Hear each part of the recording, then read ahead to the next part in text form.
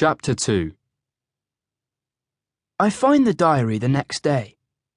It's in a box in the garage, hidden underneath a pile of rubbish. You know how grown-ups always think you're too young to understand anything and talk to you like you're a baby, and you want to shout at them but you can't because you have to respect your elders? That's happening to me now.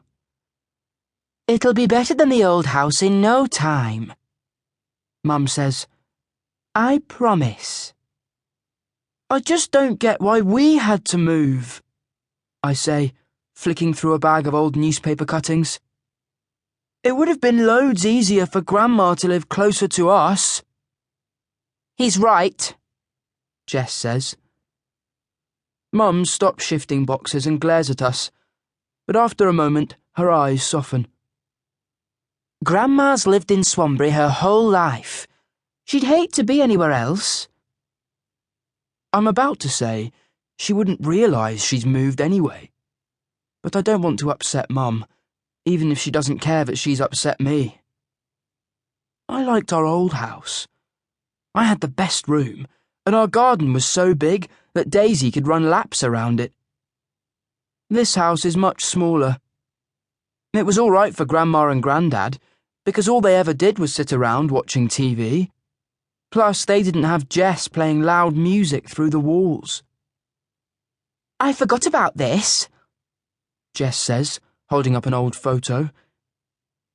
It must be from ages ago, because I look tiny. It's of Grandma and Grandad with Mum, Jess, and me watching a play at their local pub, and... My breath catches, and I glance at Mum to make sure she's okay. Because Dad's there too, running to try to make it into the photo before the timer goes off. Sometimes when Mum sees photos of Dad, she goes still, and silent tears trickle down her face. She takes the picture from Jess, and her eyes glaze over. "What a lovely photo," she says. Then she smiles, and my whole body sags in relief. I know we moved to Swanbury so we could be closer to Grandma, but Jess reckons we moved because of Dad. Even though he left 7 years ago, you could still feel him all around the old house. When Dad walked out, Mum said nothing would change. She said she would always be there for us and that she would be a mum and a dad at the same time. But Dad's gone to live with his girlfriend in Australia, and the only way I can talk to him is on Skype.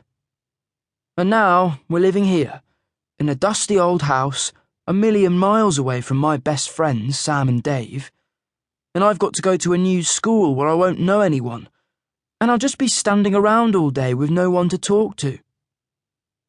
"Here," Mum says. "Help me with this, will you?"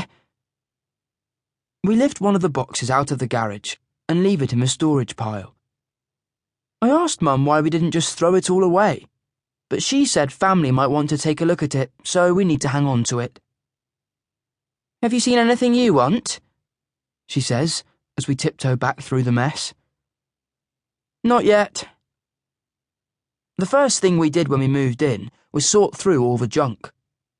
Mum said if we liked the look of anything, we could keep it to remember Grandad by, or Grandma before she went in the care home. I open the nearest box and peer in. More papers, more photos, so old that they're in black and white. At the bottom there's an album in a red leather jacket. I lift it up, and there it is. The diary. It's impossible to miss. On the front cover is a pencil drawing, a monster or a demon, tall and black with burning amber eyes. I hold it up so the eyes catch the light, and my heart stops. The thing I saw last night. It looked like this. "What have you got there?" Jess says, looking over my shoulder. "Nothing, just a book." I pretend to put it back, then quickly hide it in the front pocket of my hoodie. I don't know why. I just need to have a proper look at it. Mum and Jess have already taken loads of good stuff, and I haven't found anything yet. If Jess sees it, then maybe she'll want it too.